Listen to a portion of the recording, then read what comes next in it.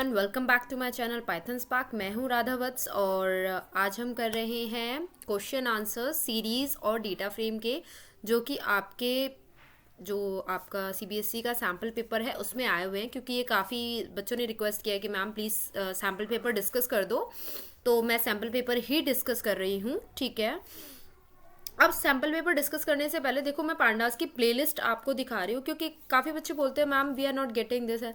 आप एक काम क्या करो, आप सिंपली चैनल पे जाया करो और पांडास के 6 पार्ट्स हैं। ठीक है, 6 पार्ट के मैंने यहाँ पे डिटेल्स आपको दे दी है। आप चाहे तो इसका स्क्रीनशॉट ले लो कि आपको किस पार्ट में किस, जैसे अगर सपोज करो आपको आइट्रेशन पढ़ना है तो आप क्या करोगे, पांडास पार्ट 4 को रेफर करोगे। अगर आपको सीएसवी पढ़ना है तो आप क्या करोगे, पांडास पार्ट 6 को रेफर करोगे। अगर सपोज करो आपको हेड एंड टेल फंक्शन पढ़ना है सीरीज वाला, ठीक है, क्योंकि हेड एंड टेल दोनों में है, आपका सीरीज में भी रहेगा और फिर डेटा फ्रेम में भी रहेगा। तो अगर आपका सीरीज का हेड एंड टेल पढ़ना है तो आप पांडास पार्ट 2 को रेफर करोगे। अगर वहीं आपको डेटा फ्रेम का हेड एंड टेल रेफर करना है तो पांडास पार्ट 5 का रेफर करोगे। तो ये आपका एक सिलेबस हो गया एक तरह से, जो मेरी वीडियोस का सिलेबस है कि हाँ आपको कैसे, और आपका ये सिलेबस एग्जैक्ट जो है सीबीएसई पे बेस्ड है, यानी कि सीबीएसई से कुछ भी डिफरेंट नहीं है। आप पूरी तरह से इसको फॉलो कर सकते हो, क्योंकि इसकी भी मेरे पास बहुत क्वायरीज आती हैं। तो येस, यू कैन फॉलो और प्रैक्टिस करते रहना। Practice makes a man perfect, you know very well. तो आपको प्रैक्टिस बहुत सारी करनी है। ठीक है, सो पहला क्वेश्चन जो है हमारे पास, पहला क्वेश्चन है given a panda series called sequences. ठीक है, सीरीज का नाम सेक्वेंसेस है, series called sequences. The command which will display the first 4 row. तो सीरीज का नाम क्या है, सेक्वेंसेस। ठीक है, प्रिंट कमांड तो है। अब मैं चाह रही हूँ कि मुझे फर्स्ट 4 रो, तो फर्स्ट 4 रो अगर हमने पढ़ा है तो वो किस में आता है, हेड पार्ट में। और अगर वही बॉटम वाले बोलता तो वो किस में आता, टेल पार्ट में। ठीक है, तो फर्स्ट 4 रो और सीरीज का नाम क्या है, सेक्वेंसेस। ठीक है, तो सीरीज का नाम डॉट हेड, यानी कि सीरीज के नाम से हेड पोर्शन पिक करना है, यानी कि ऊपर से वैल्यूज उठानी है। तो हेड से वैल्यूज उठानी है, कितनी वैल्यू उठानी है, 4 वैल्यूज उठानी है। ठीक है, क्योंकि यहाँ पे फर्स्ट 4 रोज की बात हो रही है। तो फर्स्ट 4 रोज कैसे प्रिंट होगी, यूजिंग हेड। अगर आपको फिर भी हेड एंड टेल क्लियर नहीं है, please go and watch the video. ठीक है, तो इस तरह से आपका हेड फंक्शन होगा। तो आपका आंसर होगा ए। ठीक है, next is given the following series S1 and S2, write the command to find the sum। देखो सिंपल सा है कि सम फाइंड करना है, तो ऑफकोर्स सी बात है आप ऐड ही करोगे उन्हें। ठीक है, अगर आपको ऐड करना है तो सिंपल सी बात है कि सीरीज का, एक सीरीज का नाम है S1, दूसरी सीरीज का नाम है S2, तो प्रिंट S1 प्लस S2। एक मेथड मैंने और बताया हुआ है, ये अल्टरनेटिव है। ठीक है, सिंपली आप ये लिख सकते हो, आपको पूरे नंबर मिल जाएंगे। 1 नंबर का क्वेश्चन है, पहला वाला जो था वो भी 1 नंबर का था। ठीक है, S1 डॉट एड, यानी कि S1 में ऐड करो, किसको ऐड करना है, S2 को ऐड करना है। तो S1 डॉट एड आप सिंपली प्लस करके ऐड कर सकते हो या इस तरीके से ऐड कर सकते हो। ये ऐड कैसे होंगे, A वाली जो वैल्यूज है वो A में ऐड होगी, B वाली वैल्यू B में, C वाली C में और D वाले D में। ये ऑपरेशंस भी मैंने आपको डिस्कस कर रखे हैं। ठीक है, next value is consider the following series. एक सीरीज ऑब्जेक्ट है। अब देखो सीरीज का नाम यहाँ पे एस अमाउंट है, मुझे बहुत ध्यान रखना है कि मेरी सीरीज का नाम क्या है, मेरे डेटा फ्रेम का नाम क्या है। अगर मैं एसक्यूएल पे काम कर रही हूँ तो मेरे टेबल का नाम क्या है। तो सीरीज ऑब्जेक्ट क्या है, S amount. Right the command which will display the name of the furniture, यानी कि वो बोल रहा है कि एक कमांड लिखो जिसमें कि फर्नीचर का नाम आए, हैविंग रेंट ग्रेटर देन 250। तो अगर हमें सीरीज का स्ट्रक्चर पता है तो सीरीज का दो ही वैल्यूज होती है। एक तो सीरीज में इंडेक्स होता है और एक सीरीज जो नॉर्मल सीरीज होती है, यानी कि सपोज करो सीरीज की वैल्यू मान लो, या फिर इसको एक सीरीज मान लो, 350, 200, 800 और 150। ठीक है, तो यानी कि वो सिंपल सी बात है कि मुझसे इंडेक्स मांग रहा है। ठीक है, and what which will display the name of the furniture, उसका नेम चाहिए जिसका रेंट जो है 250 से ज़्यादा है। तो यानी कि ये जो वैल्यू वाला कॉलम है ये एक्चुअल में मेरा ये जो फर्नीचर है इनके रेंट बता रहा है। टेबल का रेंट कितना है, चेयर का रेंट कितना है, सोफा का रेंट कितना है और स्टूल का रेंट कितना है। ठीक है, अब मुझे क्या करना है, मुझे पता है कि मेरी सीरीज का नाम है एस अमाउंट, तो सबसे पहले मैं बोलूंगी अच्छा ठीक है मुझे रेफर किसको करना है, एस अमाउंट को। ठीक है, देखो आपको पता होना चाहिए कि आपको जैसे अगर हमें कहीं विजिट करना है, मुझे अगर सपोज करो डीयू जाना है, तो मुझे एटलीस्ट पता होना चाहिए ना कि उस जगह का नाम क्या है। तो हम सपोज करो सबसे पहले तो वही लिखेंगे कि हमें उस जगह का नाम, फिर मुझे वहाँ पे किसी डिपार्टमेंट में जाना है, सपोज करो आर्ट्स डिपार्टमेंट में जाना है, तब मैं वहाँ कंडीशंस लगाऊंगी ना कि हाँ पहले मैं डीयू डीयू तो पहुंच जाऊँ तभी तो मैं आर्ट्स डिपार्टमेंट जाऊंगी। तो वही चीज़ है, पहले आपको एस अमाउंट ओपन करना है, यानी कि पहले आपको सीरीज पे जाना है। ठीक है, फिर आपको चेक करना है कि सीरीज जो है हमारी उसमें 250 से बड़ी वैल्यू किसकी है। ठीक है, तो 250 से बड़ी वैल्यू तो आपकी बहुत सारी है यहाँ पे। ठीक है, तो 250 से बड़ी कौन कौन सी वैल्यू प्रिंट होगी, टेबल, सोफा। ठीक है, अगर ये आउटपुट प्रिंट होता है तो, बट क्योंकि हमें आउटपुट नहीं बोला है तो इसलिए हमने नहीं प्रिंट करा है। ठीक है, next is that write the command to name the series as furniture, यानी कि पहले इस सीरीज का नाम था एस अमाउंट और अब वो हमसे कह रहा है भैया एस अमाउंट हटा दो और इसका नाम अब रख दो फर्नीचर, अब इसका नाम चेंज कर दो। तो मैंने क्या किया, एस अमाउंट डॉट नेम, मैं इससे कह रही हूँ कि भैया एस अमाउंट का नेम चेंज कर दो और उसका नाम अब क्या रख दो, फर्नीचर रख दो। और हमें हमेशा पता है कि वैल्यू कहाँ से ट्रैवल करती है, राइट टू लेफ्ट। तो मैं कह रही हूँ फर्नीचर का फर्नीचर नेम रख दो, किसका नेम रख दो, एस अमाउंट का। ठीक है, fourth question, consider given series M1, तो यहाँ पे मेरी सीरीज का नाम है M1। Write a Python program in pandas to create the series, यानी कि मुझे इस सीरीज को क्रिएट करना है यहाँ पे। तो अगर मुझे दिख रहा है तो ये मेरी कुछ सीरीज है, ठीक है, और ये मेरा इंडेक्स वैल्यू है। ओके, तो देखो M1 मेरी सीरीज का नाम है, तो नाम मैं इंपोर्ट पांडास एज पीडी। आपको क्रिएशन के टाइम पे इसको ध्यान रखना है कि आप फाइल्स को इंपोर्ट करें, इसके नंबर हैं। ठीक है, अगर आप इंपोर्ट नहीं करते तो नंबर कट जाएंगे। आपने वेरिएबल लिया, ठीक है, जिसमें भी आपको सीरीज को सेव कराना है, तो सीरीज आपका फाइनल बन के क्या आना चाहिए, M1, तो आप ऑफकोर्स सी बात है M1 लोगे। और ऐसा नहीं है कि यहाँ पे स्मॉल है और यहाँ कैपिटल, नहीं, जैसा है वैसा ही आप एज इट इज लिखोगे। सीबीएसई के सैम्पल पेपर में इसको इन्होंने कैपिटल लिख रखा है, इसको स्मॉल लिख रखा है, तो आपको ऐसा गलती नहीं करना है। अगर वो स्मॉल लेटर है तो स्मॉल लिखेंगे, कैपिटल लेटर है तो कैपिटल लिखेंगे। क्यों, क्योंकि पाइथन इज केस सेंसिटिव। ठीक है, फिर क्या करना है, पीडी डॉट सीरीज, सीरीज अगर आपको क्रिएट करनी नहीं आती प्लीज सीरीज की वीडियो रेफर करो, मैंने उसमें बहुत डिटेल में समझाया। ठीक है, तो मैं एक लिस्ट को सीरीज में कन्वर्ट कर रही हूँ, किसकी हेल्प से, पांडास की हेल्प से। और इंडेक्स मुझे यहाँ पे सेपरेट रखना है। अगर देखो नॉर्मल इंडेक्स हमारे क्या होते हैं, 0 1 2 3 आते हैं, अगर मैं यहाँ पे कोई वैल्यू नहीं रखती, बट क्योंकि उसने मुझे कहा है भैया यही टेबल बनानी है, तो आपको ऐसा ही टेबल बनाना है एग्जैक्ट। तो कैसा बनेगा, टर्म 1, टर्म 2, टर्म 3 और टर्म 4। ठीक है, अब यहाँ देखो, यहाँ पे टी स्मॉल्स है, इनको कैपिटल कर लेना, और यहाँ भी एक स्पेस है, इसको ठीक कर लेना। ठीक है, मैं ये एज इट इज़ मैंने सीबीएसई का कॉपी किया क्योंकि मेरे पास ना ज़्यादा टाइम नहीं था आज। ठीक है, तो आई थिंक आपका क्वेश्चन नंबर 4 क्लियर हो गया होगा। फिर आपने जस्ट सीरीज को प्रिंट करा दिया। ठीक है, एक M1 सीरीज थी उसको प्रिंट करा दिया, तो इट्स कि हाँ एक सीरीज क्रिएट कराई लिस्ट से और उसका इंडेक्स चेंज कर दिया आपने, दैट्स इट। फिर उसके बाद डेटा फ्रेम का क्वेश्चन है। अभी जो क्वेश्चन कर रहे हैं जितने, वो 1 मार्क्स क्वेश्चन है I think. In a data frame axis 1, तो देखो एक्सिस 1 हमेशा हमारा कॉलम को रिप्रेजेंट करेगा। ठीक है, और एक्सिस 0 हमेशा हमारा रो को रिप्रेजेंट करेगा। ठीक है, तो दिस इज कॉलम्स।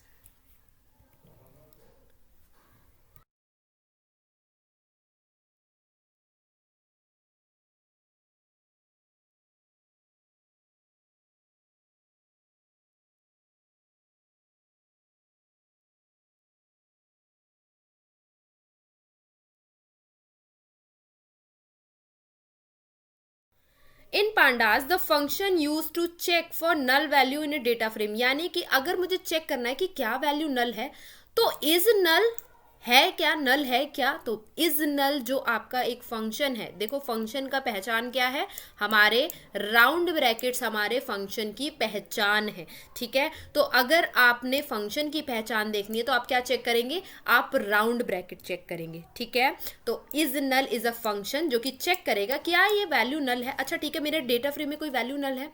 अच्छा ठीक है, जैसे आपका रिपोर्ट कार्ड आता है, अच्छा कोई ऐसी वैल्यू रह गई है, कोई ऐसा पेपर रह गया जिसमें मेरे पेपर में नंबर नहीं लगाए मैम ने, आप ऐसे चेक करते हो ना कि अच्छा कोई वैल्यू रह गई, तो वही चीज़ है, अगर आपको डेटा फ्रेम में चेक करना है कि अच्छा ठीक है कोई वैल्यू एम्प्टी तो नहीं रह गई, कोई गलती से छूट तो नहीं गई, क्योंकि बड़े बड़े डेटा फ्रेम्स क्रिएट होते हैं तो उसमें ऐसा हो सकता है कि वैल्यू स्किप हो जाए, तो उस केस में हम क्या यूज़ करते हैं, इजनल ऑपरेशन यूज़ करते हैं चेक करने के लिए।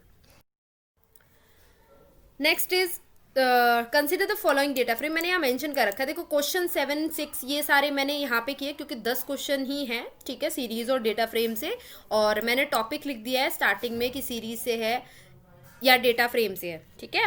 Consider the following data frame class frame, तो यानी कि मेरे डेटा फ्रेम का नाम है क्लास फ्रेम, ओके अंडरस्टूड, ठीक है। Add a new column activity, तो वो कह रहा है नया कॉलम ऐड करो, तो ये भी मैं करा चुकी हूँ टॉपिक, तो सिंपल सी बात है, अगर आपने आपको याद होगा, अगर आपने डिक्शनरी पढ़ा है तो सबसे पहले हम क्या रखेंगे, जिसमें भी मुझे ऐड करना है उसका नाम लिखेंगे, ठीक है, जो मुझे कॉलम का नाम लिखना है, ठीक है, वो लिखूंगी मैं स्क्वायर ब्रैकेट्स में, और फिर मैं सारी वैल्यूज इक्वल टू के बाद लिखूंगी। तो इसी तरह से हम डिक्शनरी में करते हैं, डिक्शनरी का नाम लिखते हैं, यहाँ पे की लिखते हैं और यहाँ वैल्यूज लिखते हैं, ठीक है, तो सेम एज डिक्शनरी है, और ऑफकोर्स सी बात है हम मोस्टली जो डेटा फ्रेम क्रिएट करते हैं वो with the help of dictionary करते हैं, ठीक है। अब add a new row with values, यानी कि अब वो कह रहा है कि नई रो ऐड करो वैल्यूज के साथ, ठीक है, तो वैल्यू क्या क्या है, 5, मृदुला, और ये शायद क्लास 10th, और आपका ये सेक्शन है, और I think something like that है, जो भी डेटा है, ठीक है। तो अब उसमें मुझे क्या करना है, रो ऐड करनी है, ठीक है, तो आपने क्या किया, अपने डेटा फ्रेम का नाम लिखा जो कि क्लास फ्रेम है, डॉट लोकेशन, आप लोकेट कर रहे हो कौन सी लोकेशन पे, ST5 पे, यानी कि आप एक नया यहाँ पे रो ऐड कर रहे हो, कौन सा रो ऐड कर रहे हो डियर, ST5 नाम का रो ऐड कर रहे हो, और यहाँ पे डेटा पुट कर रहे हो, ये सारा आपको ये ध्यान रखना है कि ये आपका डेटा यहाँ से मैच हो, ऐसा नहीं हो कि डेटा आपका इधर उधर हो जाए, तो वैसे भी डेटा गिवन है तो आप एग्जैक्टली सेम ही लिखोगे, ठीक है, आप यहाँ पे अपने डेटा ऐड नहीं करोगे अगर आपको डेटा गिवन है तो सिंपल सी बात है, आपको 2 नंबर इतना लिखने के मिल गए, ठीक है।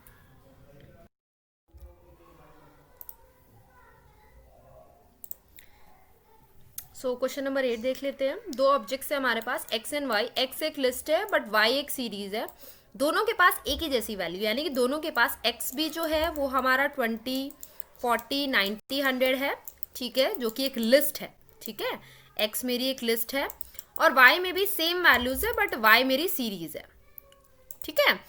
तो वो कह रहा है कि what will be the output of the following 2 statement, वो आउटपुट पूछ रहा है हमसे, ठीक है। Considering that the above object have been created already, यानी कि ये पहले से ही बनाए जा चुके हैं, आपको जरूरत नहीं है कि आप x बनाओ या y बनाओ, सिर्फ आपको आउटपुट देने हैं। तो सबसे पहला क्वेश्चन है प्रिंट x इंटू 2, तो x is what, x is my list, तो अगर मैं लिस्ट में 2 से मल्टीप्लाई करती हूँ तो लिस्ट क्या होती है, रेप्लीकेट होती है, ठीक है, यानी कि लिस्ट की कॉपी बन जाती है 2 बार। तो देखो अगर मैं लिस्ट का पहला अपना आउटपुट देखूँ तो 20, 40, 90, 100, 20, 40, 90, 100, मेरी लिस्ट क्या हो गई है, रेप्लीकेट हो गई है, ठीक है।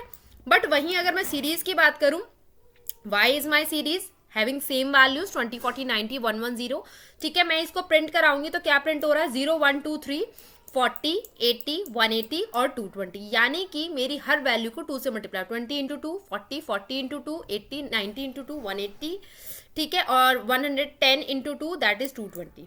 अब वो जस्टिफिकेशन भी आपको देना है, ठीक है, जस्टिफाई योर आंसर, अगर आप जस्टिफिकेशन नहीं देते हैं तो आपको नंबर नहीं मिलेंगे, 3 नंबर का क्वेश्चन है, तो आपको लिखना है कि पहली स्टेटमेंट में x एक लिस्ट है, ठीक है, जब एक लिस्ट जो है नंबर से मल्टीप्लाई होता है तो वो रेप्लीकेट होता है, यानी कि उसकी वैल्यू डुप्लीकेट हो जाती है that many number of time, यानी कि अगर 2 से मल्टीप्लाई करो तो 2 बार मल्टीप्लाई हो जाएगी, 3 से मल्टीप्लाई करो तो 3 बार, 4 से मल्टीप्लाई करो तो 4 बार।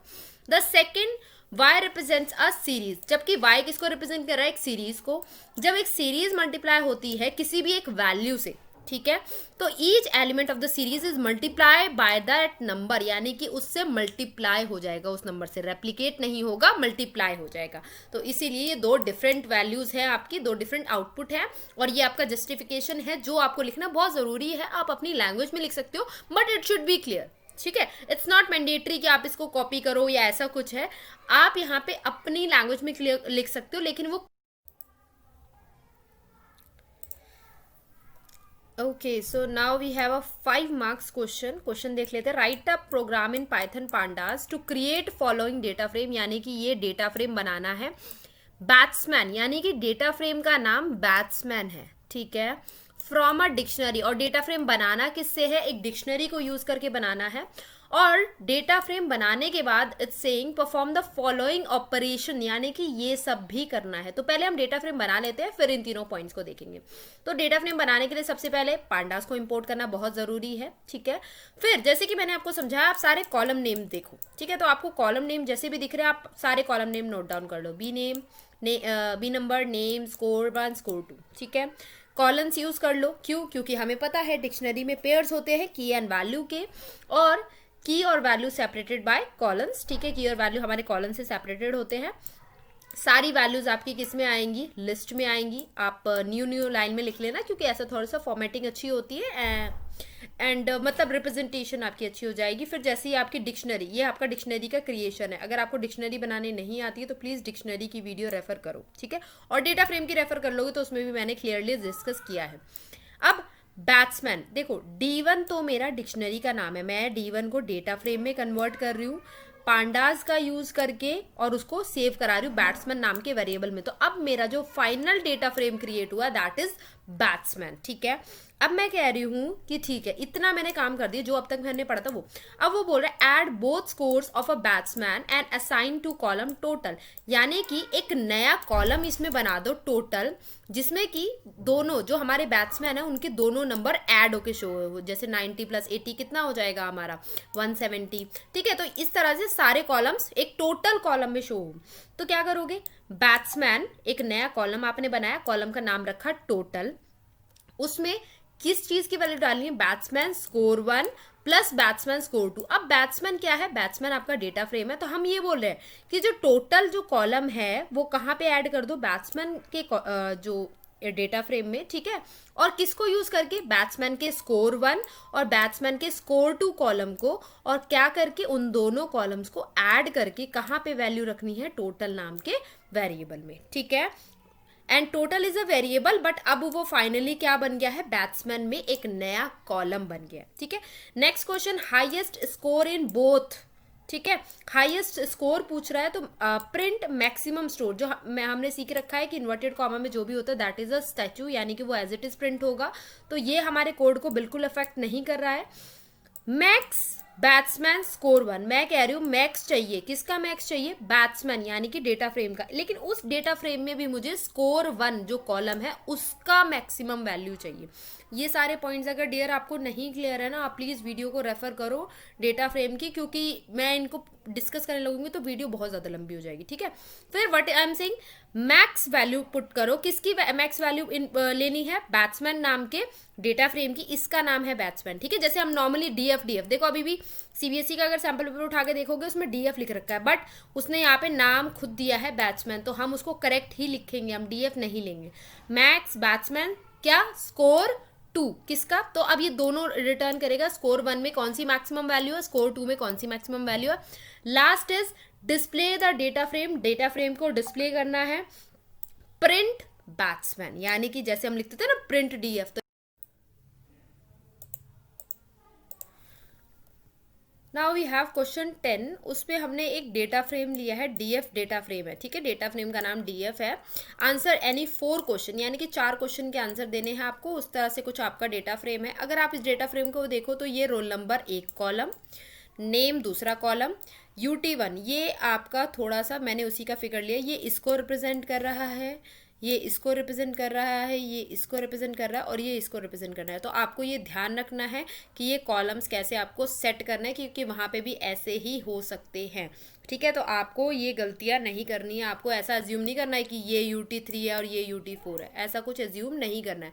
आपको अकॉर्डिंगली देखना है कि कितनी रोज कितने आपके पास जो ये है डेटा.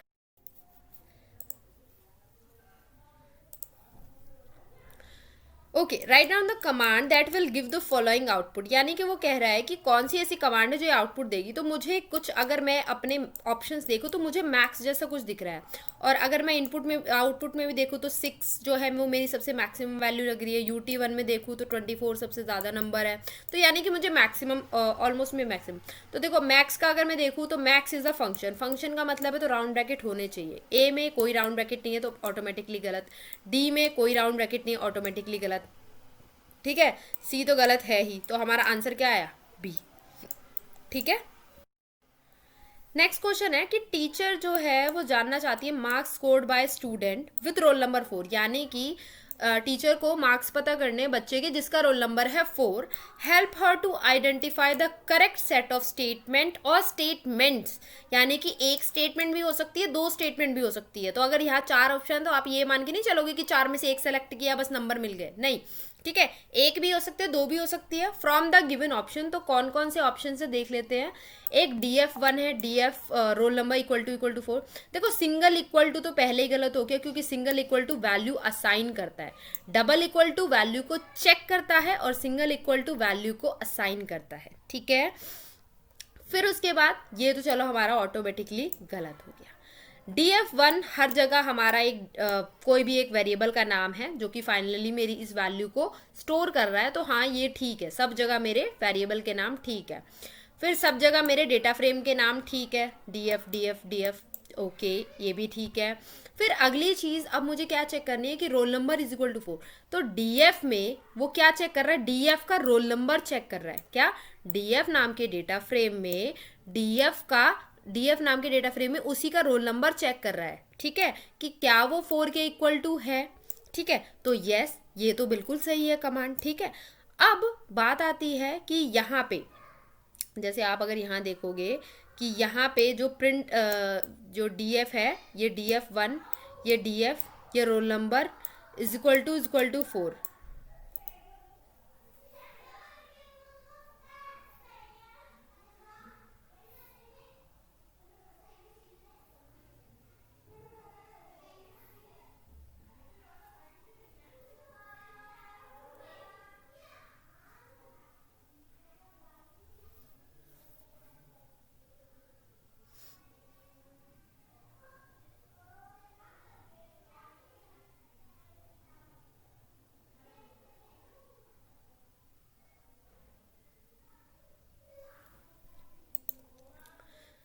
ठीक है।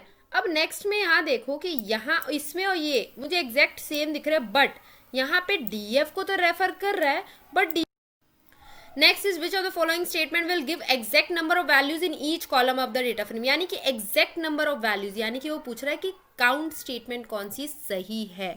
तो देखो अगर वो कह रहा है each exact number of value in each column, her column में, तो कॉलम में अगर मैं इस कॉलम में बोलूँ तो मैं क्या काउंट करूंगी, 1 2 3 4 5 6। तो एक्चुअल में I am counting the row, actual में I am counting the row. यहाँ पे भी अगर मैं इस कॉलम में काउंट करूंगी तो क्या काउंट करूंगी, रो को ही तो काउंट करूंगी, 1 2 3।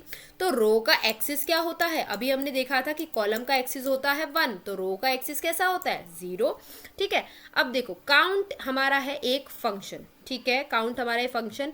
डिटेल में चाहिए तो प्लीज वीडियो देख लेना आप, ठीक है। तो फंक्शन के आगे राउंड ब्रैकेट होते हैं, यहाँ पे नहीं है।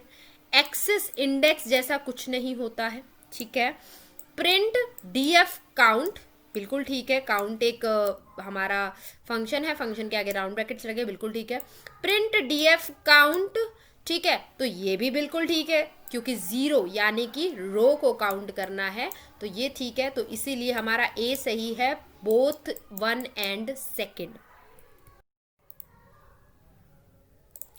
Okay, which of the following command will display the column label, तो आपको कॉलम लेबल कौन डिस्प्ले करेगा, तो DF डॉट कॉलम्स आपको कॉलम डिस्प्ले करेगा, और आपको कॉलम और रो दोनों का पता होना चाहिए, ठीक है। कॉलम जैसा कुछ नहीं होता है, कॉलम्स ही होता है जब भी होगा, ठीक है।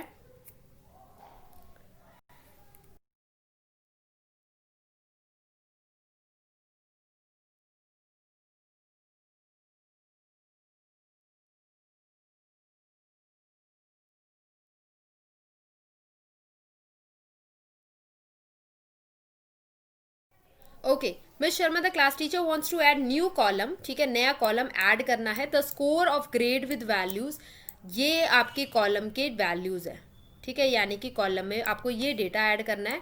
To the data frame help her to choose the command, यानी कि उसको कौन सा, तो हमारे new column scores of grade, तो आपको ठीक है इतना समझ में आ गया कि नए कॉलम का नाम क्या रहेगा, ग्रेड रहेगा, ठीक है, और उसका डेटा क्या रहेगा, ए बी ए, ये हमारा डेटा रहेगा, ठीक है। तो कॉलम में जब भी हमें ऐड करना, अभी हमने ऐड करना सीखा था, क्या लिखेंगे, डीएफ का नाम, जो भी हमारे डेटा फ्रेम का नाम है, कॉलम का नाम, ठीक है, और फिर जो डेटा है वो इक्वल टू में, सिंपल, ठीक है। अगर आपको फिर भी कोई कुछ ऐसे पॉइंट्स है जो आपको लगता है मैंने जल्दी में ख़त्म कर दिया, क्योंकि मुझे वीडियो अभी 8 बजे पोस्ट करना है, अब मुझे लग रहा है लेट हो जाएगा, ठीक है, तो आप प्लीज़ वीडियो रेफ़र करो, इसको रिपीटेडली देखना, ठीक है, ये समझना बहुत ज़रूरी है, और आपको एग्जैक्टली जैसा बोर्ड का पैटर्न है आपको वैसा ही पढ़ना है, ठीक है। अगर सपोज करो क्वेश्चन नंबर 6 एसक्यूएल का है तो वो एसक्यूएल से ही आएगा, क्वेश्चन नंबर 8 अगर आपका डेटा फ्रेम से तो डेटा फ्रेम में ही से ही आएगा, तो मेक श्योर कि आप उसको एग्जैक्टली पढ़ते हैं।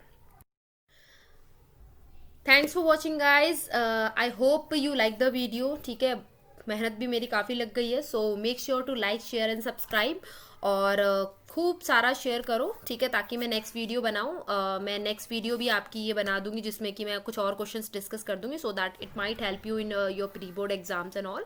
सो all the best everyone, take care.